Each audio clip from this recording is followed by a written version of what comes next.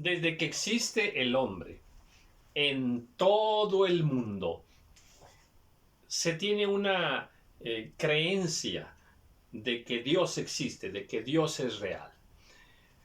Se, se sabe que hay un Dios creador.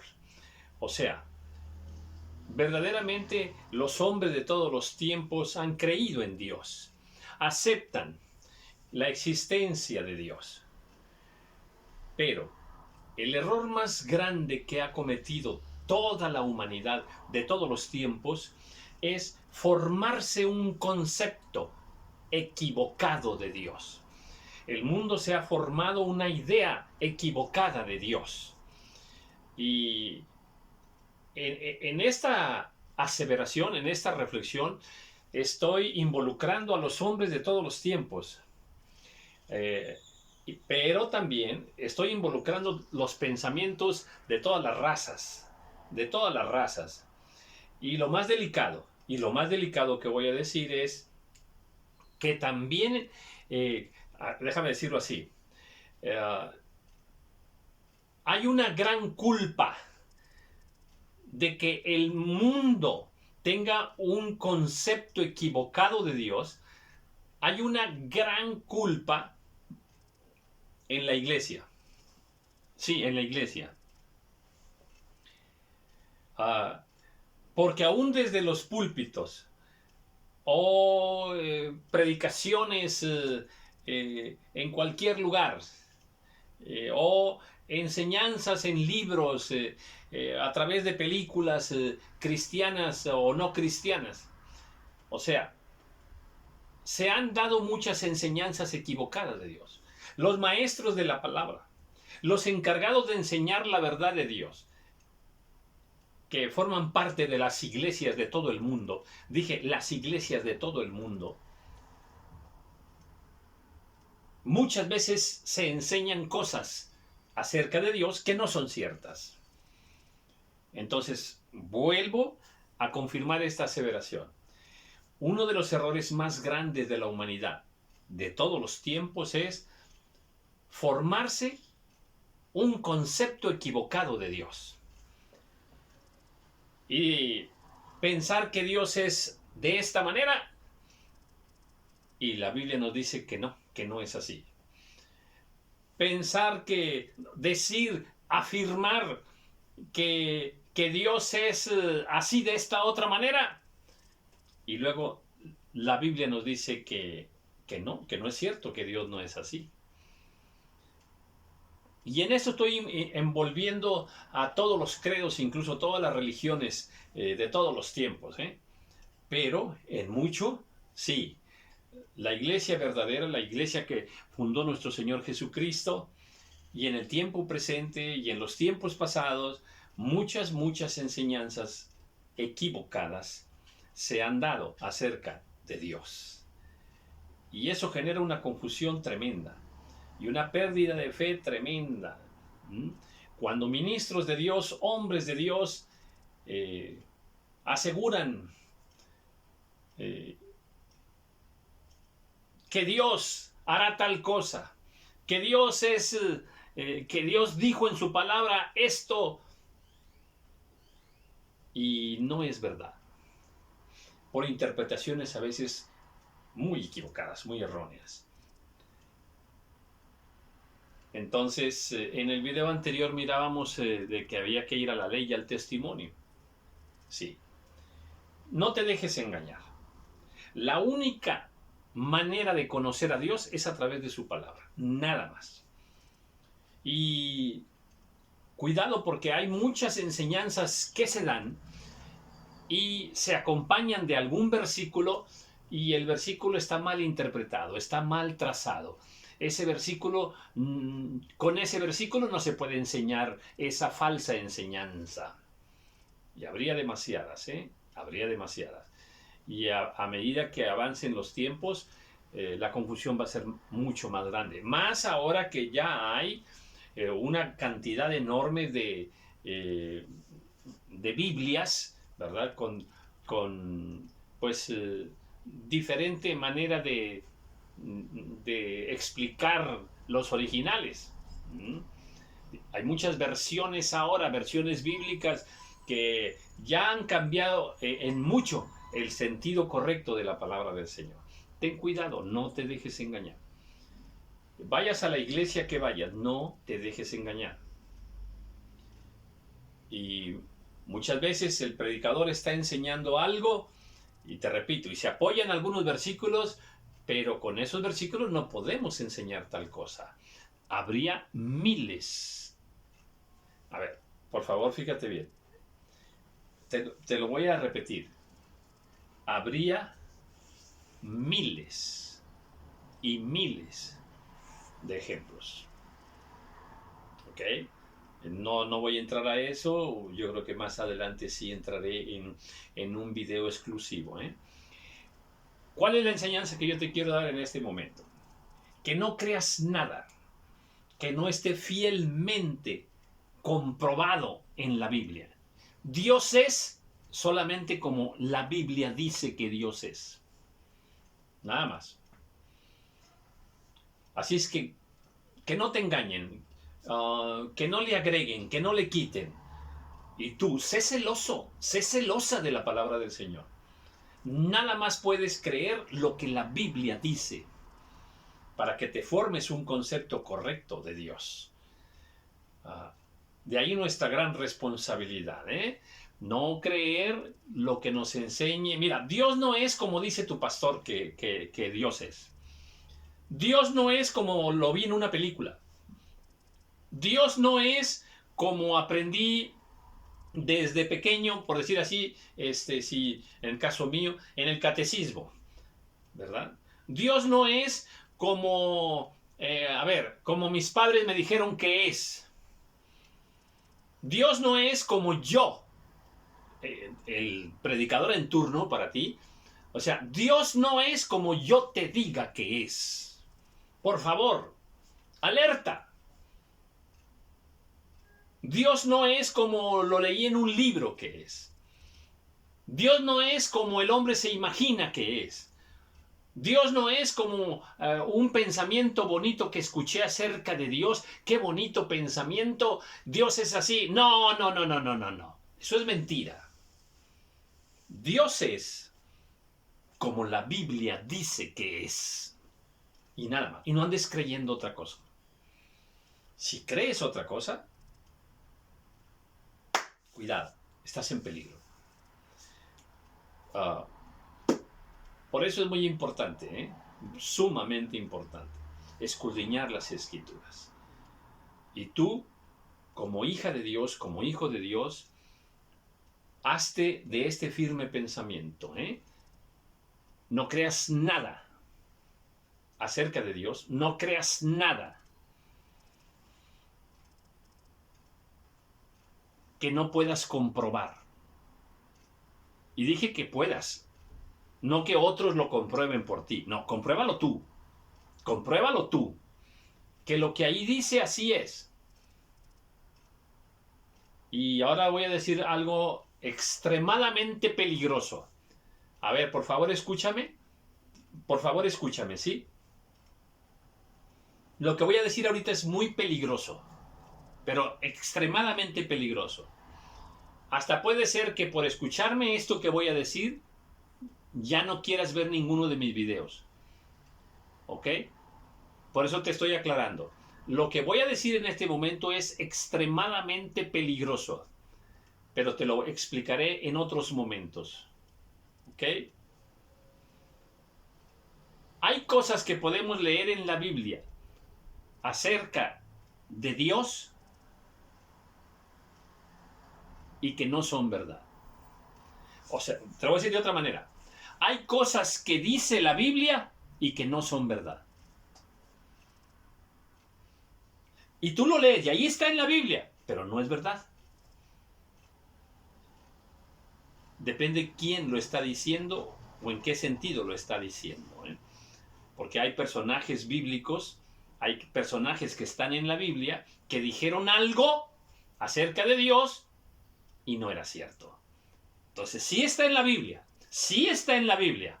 ¿Lo dice la Biblia? Sí. Pero no es verdad. Porque quien lo está diciendo, eso que estaba diciendo y que está escrito en la Biblia, eso que esa persona estaba diciendo no era cierto, no era verdad. Pero sí lo encuentras en la Biblia, entonces no quiere decir que porque está en la Biblia es verdad.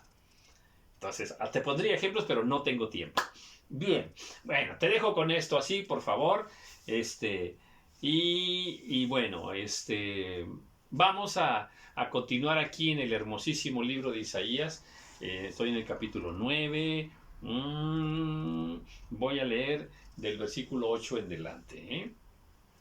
Bueno, el Señor envió palabra a Jacob y cayó en Israel.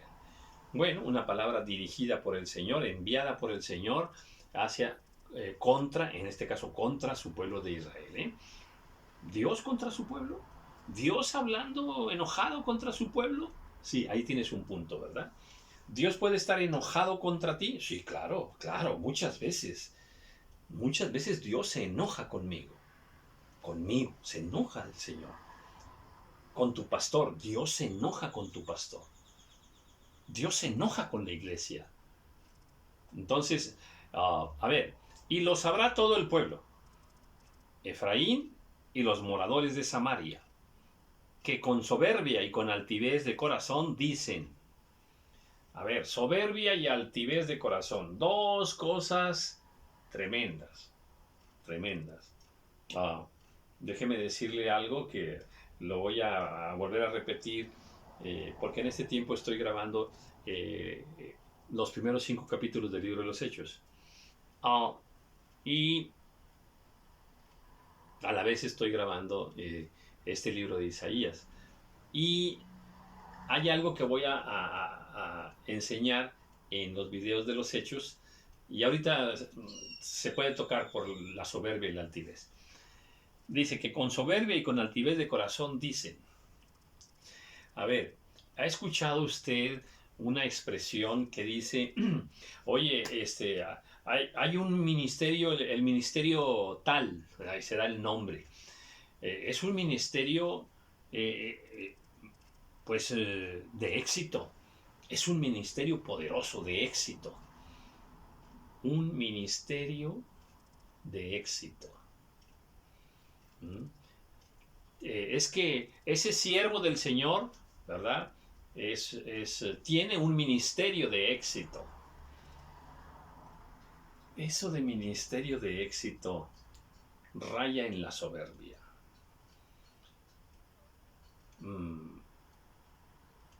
Atribuirle la estrellita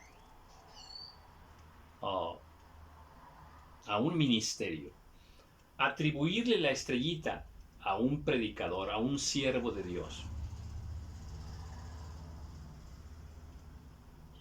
es soberbia y es altivez.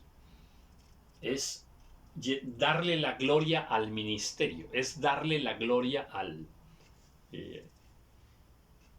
predicador, o al profeta, o al pastor. Eso es soberbia.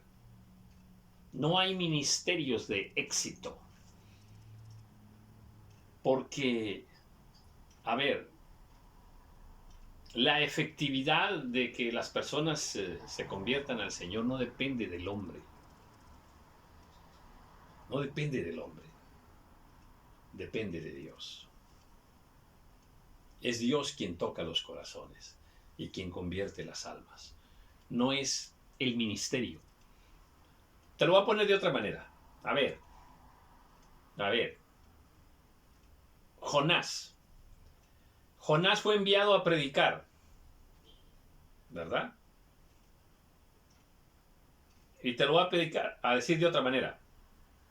Noé fue enviado a predicar. Ahí tenemos dos personas. En el caso de Jonás fue y le predicó a un pueblo. ¿Se convirtió ese pueblo? Bueno, al final, ese pueblo, ¿verdad?, se arrepintió. ¿Eso quiere decir que Jonás tuvo un ministerio de éxito? ¿Porque se convirtieron al Señor los de Nínive? ¿Le daremos la estrellita a Jonás? Si Jonás ni quería ir, hombre. Ministerio de éxito por un resultado que no depende de Jonás. Te lo voy a poner de otra manera. A ver, Noé predicó 120 años. ¿Cuántos se convirtieron? A ver, ¿cuántos se convirtieron?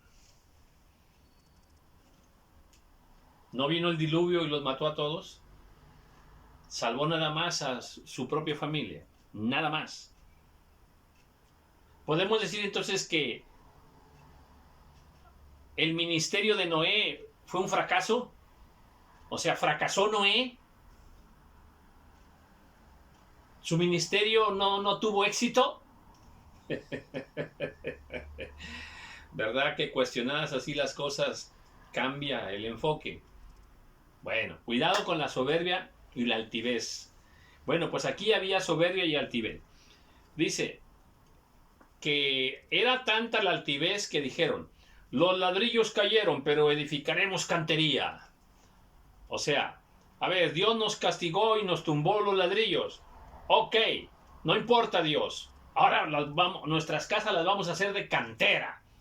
De entrada ahí, en términos de construcción, nos está diciendo que la cantera es mejor que el ladrillo. Y luego dice, cortaron los cabrahigos, pero en su lugar pondremos cedros. O sea, se acabó la naturaleza, los árboles que teníamos, pero no importa, vamos a poner otros y mejores. Eso se llama soberbia. Pero Jehová levantará a los enemigos de Resín contra él y juntará a sus enemigos del oriente los sirios y los filisteos del poniente, y a boca llena devorarán a Israel. Ni con todo eso se ha cesado su furor, sino que todavía su mano está extendida. Cuando Dios extiende su mano, indicando juicio hacia un pueblo, ese juicio viene. Pero aquí vemos que Dios ya había castigado a Israel, destruyendo sus ladrillos, destruyendo sus árboles. Pero el pueblo no entendía, seguía en soberbia. Lo que te quiero decir es que muchas veces Dios puede castigar a un cristiano, a una familia, y a pesar de que el juicio está allí, la familia o aquel hijo de Dios no entender, sigue de rebelde, sigue de soberbio.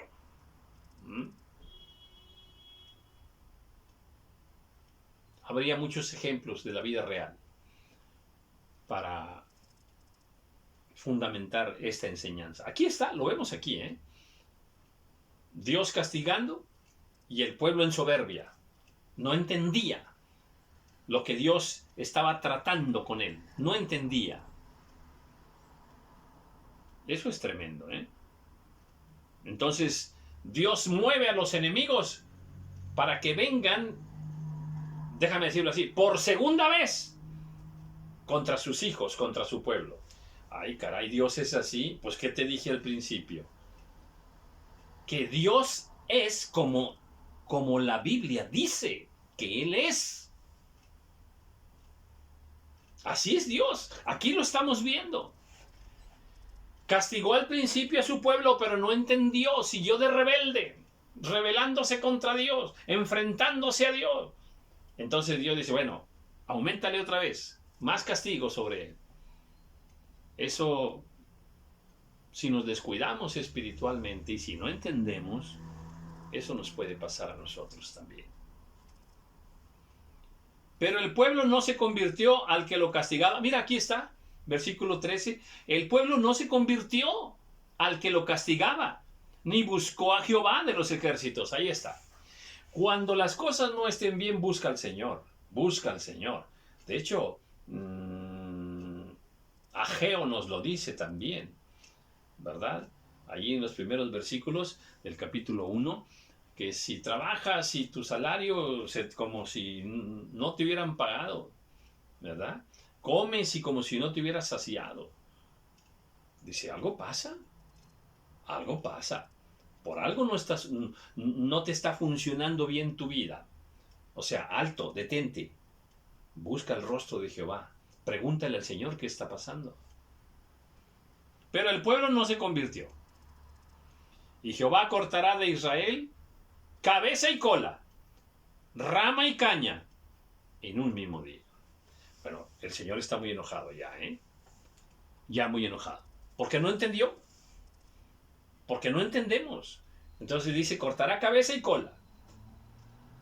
O sea, a los de arriba y a los de abajo. El enojo del Señor, la ira de Jehová aquí está contra todos. Dice, el anciano y venerable de rostro es la cabeza.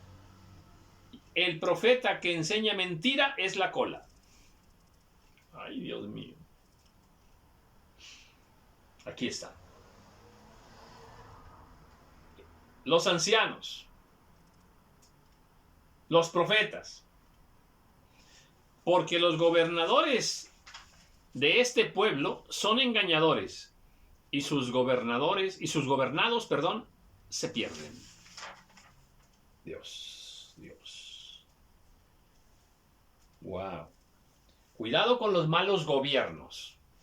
Cuidado con los malos reyes, con los malos príncipes que gobiernan las naciones. La Biblia nos enseña que todo gobernante de cualquier nación, todo gobernante está puesto por Dios. Está puesto por Dios. Para que haga lo bueno, para que haga lo justo, para que gobierne con sabiduría, con verdad y justicia sobre aquella nación.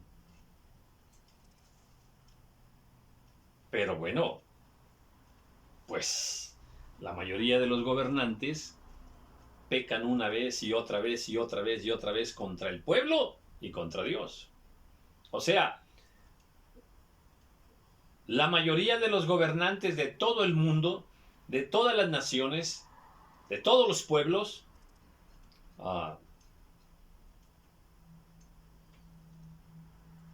ofenden a Dios, gobiernan mal. Dios lo dijo desde Samuel. Desde Samuel, Dios le aclaró a Samuel. Cuando el pueblo ya no quiso tener, ¿verdad? Un gobernante dirigido por Dios y querían un gobierno, un rey como todo el mundo, Dios les aclaró y les dijo, les va a pasar esto y esto y esto y esto. Y así, tal cual está en la Biblia, así sucede en todas las naciones, ¿eh? De tiempo en tiempo aparece algún gobernante con temor de Dios, con un mejor sentido de justicia. Pero, en lo general, la mayoría de todos los gobernantes de todos los tiempos, de todos los pueblos, han ofendido a Dios con su forma de gobernar.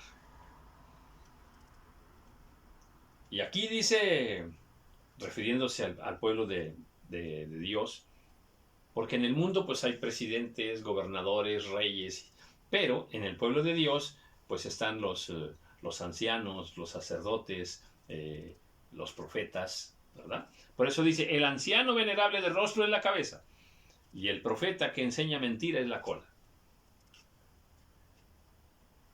Todos han gobernado mal, se han corrompido. Se han corrompido. Puede haber entonces en este tiempo muchos gobernantes dentro de la iglesia corrompidos. Sí, claro. Evangelistas, apóstoles, maestros de la palabra, profetas, pastores corrompidos. Y el poder corrompe. Pues esa era la condición en ese tiempo. Y el Señor ya estaba muy molesto, muy enojado, ¿eh? Y más por cuanto había enviado juicio y no se habían arrepentido. Ahora, cuando hay malos gobernantes, esa inmundicia, esa maldad, fluye desde arriba hacia abajo. Y termina también por echar a perder a los de abajo. Cuidado entonces con los malos pastores, porque se pierden ellos y se van a perder. El Señor Jesús lo dijo. Ay de ustedes que no entrarán ustedes, ¿verdad? Ni dejan entrar a sus seguidores. Se van a perder. En una nación sucede lo mismo, ¿eh? Sucede lo mismo. Por tanto, el Señor no tomará contentamiento en sus jóvenes, ni de sus huérfanos y viudas. Esta es una de las palabras más tremendas. El Señor está muy, muy enojado. Y dice, no tomará contentamiento en sus jóvenes, ni de sus huérfanos y viudas tendrá misericordia. ¿Qué palabra? Esta palabra es para asustarse. Mira qué tan enojado está Dios. Yo no sé si conocías esta parte de Dios, pero pues aquí lo está él diciendo, ¿no? Ahora, no cometas el error de decir, bueno, este es el Dios del Antiguo Testamento, ahora estamos bajo la gracia. Cállate, cállate, con esa cantaleta. Nos han, mal enseñado, atravesando ese versículo, no ese versículo, esa idea de interpretación bíblica equivocada. Dios es el mismo. El mismo Dios del Antiguo Testamento es el mismo Dios del Nuevo Testamento. Ni de sus huérfanos y viudas tendrá misericordia, porque todos son falsos y malignos, y toda boca habla despropósitos. Ni con todo esto ha cesado su furor, sino que todavía su mano está extendida. Imagínate, ¿dónde ya va el enojo de Dios? Ya para que Dios no tenga misericordia de los huérfanos y de las viudas. Aquí te voy a dar otra enseñanza. Por favor, otra enseñanza. ¿Sí entendiste lo que leí? Ni de sus huérfanos, ni de sus viudas, ¿qué dice? ¿Qué dice? Tendrá misericordia. Ay, Dios mío. Ahí te va la enseñanza. A veces Dios ya no quiere tener misericordia de alguien. Se acabó. La misericordia de Dios tiene un límite, se acaba. Y no se acaba por causa de Dios, sino porque el hombre, en su soberbia, se ha enfrentado a Dios y Dios le retira su misericordia. Imagínate, para que Dios, que ama mucho a los huérfanos y ama mucho a las viudas y los protege, para que Dios diga aquí que no va a tener misericordia de los huérfanos y de las viudas, imagínate. Ese es Dios, el Dios del Antiguo Testamento y del Nuevo Testamento. Cuidado, a veces Dios retira su misericordia de un pueblo, de una congregación, de una hija de Dios, de una familia, de un hijo de Dios. Cuidado. Porque este castigo, Dios no está hablando para con los del mundo, está hablando para su pueblo. Esto que está diciendo es en contra de su propio pueblo.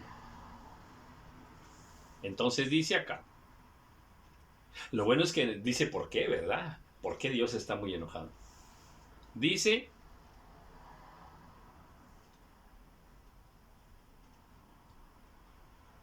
porque la maldad se encendió como fuego, cardos y espinos devorará, y se encenderá en lo espeso del bosque, y serán alzados como remolinos de humo. Wow. Tremendas metáforas, tremendas analogías, ¿eh? El fuego les devorará. Empezará por cardos y espinos y se extenderá hasta el bosque. Y el humo subirá en remolinos. Porque la ira de Jehová de los ejércitos... ¡Ay, Dios mío! Mira nada. ¡Atención! ¡Ay, Dios mío! Ayúdame, Padre mío. Ayúdame, Señor. Ayúdame, Padre mío. Tenga yo temor, Señor, cuando enseño tu palabra. ¡Oh, Dios mío! ¡Ah! Porque la ira, escuchen esto, fíjense lo que dice aquí, por la ira de Jehová de los ejércitos, atención, atención, se oscureció la tierra. Cuando la tierra se oscurece, es porque Dios está enojado. Y eso es lo que me da ahora miedo. Porque en unos cuantos días, mi país, México, será oscurecido por un eclipse que ya expliqué, que es el diablo quien se atraviesa entre Dios y la nación y oscurece a México. Viene un tiempo grave sobre México. Ay, Padre mío, yo no soy profeta, pero viene un tiempo grave sobre mi país, sobre México. Por la ira de Jehová de los ejércitos, se oscureció la tierra. ¿Recuerdan que cuando crucificaron al Señor, se oscureció la tierra? ¿Se acuerdan de eso? En el momento en que le mataron a su hijo en la cruz, se oscureció la tierra. Era el enojo de Jehová. ¿Por qué se oscurece la tierra? Por la ira de Jehová. Yo voy a dejar aquí este video. Padre amado, que Dios tenga misericordia de mi nación. El pecado de mi nación es grave. Hay mucho pecado. Oremos. Le invito en el nombre del Señor a que en este tiempo oremos, clamemos al Señor, para que no quite su misericordia de nuestro pueblo, de nuestras familias, de nosotros mismos como hijos de Dios. Revisemos nuestros caminos, porque por la ira de Jehová de los ejércitos se oscureció la tierra. Y México se oscurecerá. Ahora, ya pronto, en el mes de abril. Y después de eso,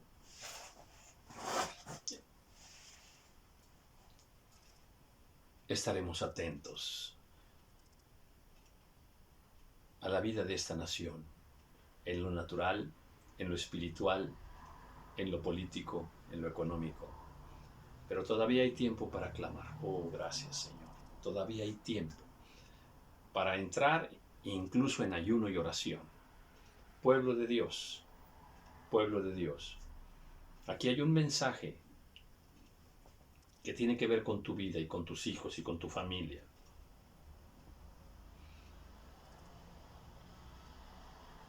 Oremos, oremos con clamor, con lloro, con lamento. Clamemos al Señor.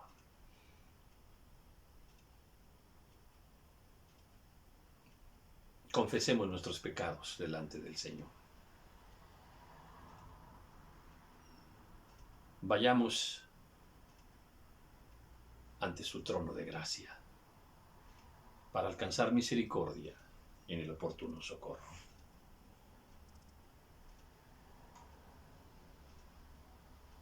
Oremos.